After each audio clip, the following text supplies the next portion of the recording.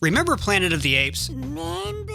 The really bad one? Well, guess what? It's not as bad as you remember. There is a lot in this film worth appreciating. The 2001 Apes film had a lot working against it before the opening credits even started. It was reimagining a sci-fi masterpiece that permeated pop culture for decades. No remake of a classic will ever be as well received as the original, but that doesn't stop Tim Burton from trying. Fox was also banking on the film to spawn, at minimum, a trilogy of new ape films and sell a lot of toys. Hasbro Planet of the Apes collection has landed, and it rules. To succeed, this film had to feel both familiar and new. To feel familiar, it follows many of the same beats and repeats a few of the original's most famous lines. Take your stinking hands off me, you damn dirty human! But it also constantly subverts the audience's expectations. For example, in the opening sequence, a chimp is piloting a spaceship. The audience is fooled into thinking the apes are already intelligent and have mastered spaceflight.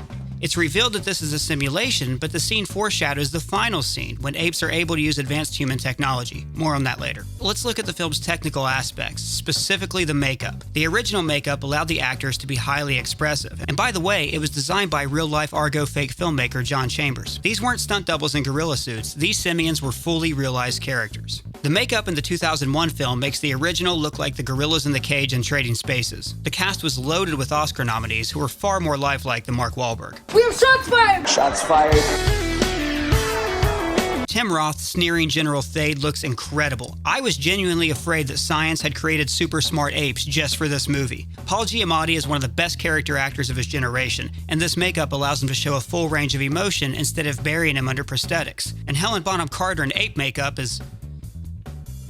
well, it's confusing. It's very confusing. The armor the gorillas wear is badass, and it made a great action figure.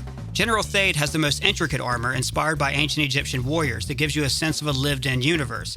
His breastplate depicts two apes in hand-to-hand combat, which immediately tells you everything you need to know about this character. I also like the way he mounts his horse. Thade is also a great villain. He's initially presented as a one-dimensional warmongering racist, but after a scene at his father's deathbed, his motives seem...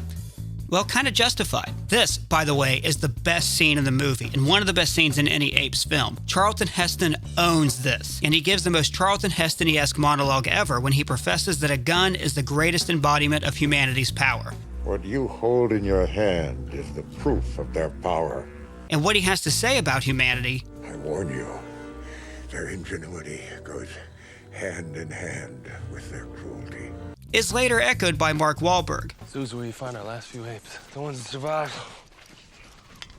Lock up in cages for amusement, or they used for scientific experiments.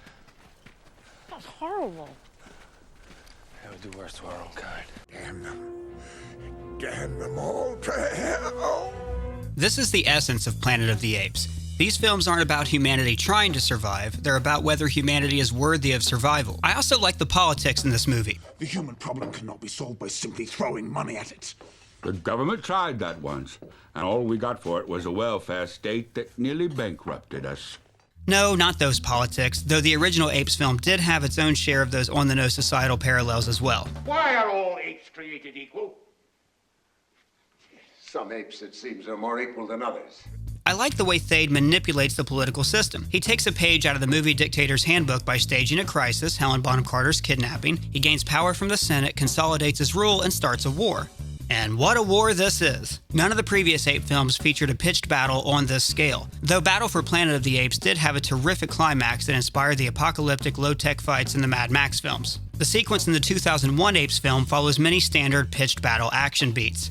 Hero's speech, charge of the villain's army, tricky tactics from the hero, principal characters performing fight choreography while extras shuffle around in the background. Yeah, you worked that fight choreo, Billy Elliot. Now defy your father through dance. The stakes of the battle are established early, when we're shown how quickly an ape can kill a human in hand-to-hand combat. I cannot overemphasize how stupid and amazing this sequence is. This is not bad. You know what's bad? Down to You. Down to You would have been way better if it had an army of apes charging across the battlefield to kill Freddie Prinze Jr. But then the battle ends abruptly when a light appears in the sky. Neither apes, nor humans, nor the audience have any f***ing idea what's going on right now. Are these apes? Aliens?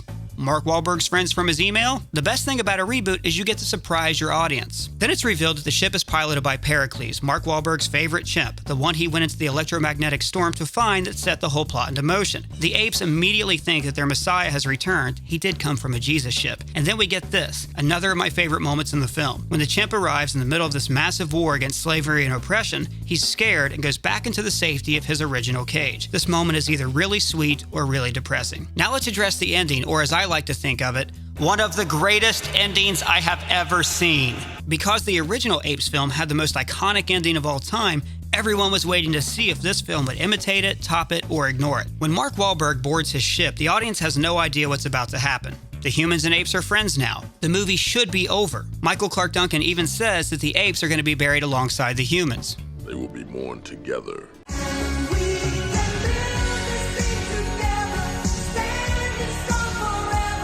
So where's Mark Wahlberg going now? Is he going to go further into the future, back to the past, onto a different planet? When he arrives back on Earth, it's a genuine shock that the modern world is populated by apes. Not only that, but Thade is there Abraham Lincoln. Abraham? Hello? You can put this ending at the end of any terrible movie and the movie automatically becomes better. Let's try it at the end of Down to You. Hell, it can even improve a great ending like Love Actually.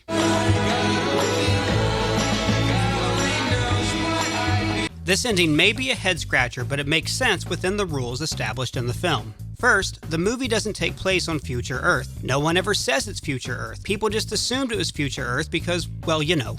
Instead, it's faithful to the original novel and takes place on another planet, which characters reach by traveling through a wormhole. When a person on the Earth side travels through the wormhole, they're sent into the other planet's past. The further in the future you leave, the further back you arrive in the other planet's history. So Pericles the chimp is the first to leave and the last to arrive. The Jesus ship is the last to leave, so it arrives thousands of years in the other planet's past. Therefore, if the apes were to appropriate the human technology they find, develop it, and travel into space hundreds of years later, they would arrive in the Earth's distant past and change the course of human history. Creating an alternate 1985. And if you think the apes couldn't appropriate technology so fast, human beings walked around in loincloths for 150,000 years. Someone starts carving words into tablets, and 5,000 years later, we have screen crush. They learned how to use a gun pretty quickly. So I'm assuming they found some pods on the ship and then used them to send him back into the electromagnetic storm. The original Planet of the Apes ending was shocking because Taylor learns he can never go home. In the 2001 film, Mark Wahlberg learns that his home never existed. And, unlike the original, this ending wasn't given away by a talking doll. That's right, the original Planet of the Apes ending was not as shocking as you thought it was. Don't get me wrong, this film isn't perfect. There are plenty of scenes that are weird and just don't work. And full disclosure, I'm not a big fan of early 2000s Mark Wahlberg, but this movie is a million times better if you imagine any other actor in the role. And this was also when Tim Burton was transitioning into what film historians call his lazy period. Still, this film does not deserve all of your hate. I know this is controversial, so let's settle this in the comments. For Screen Crush, I'm Ryan Airy.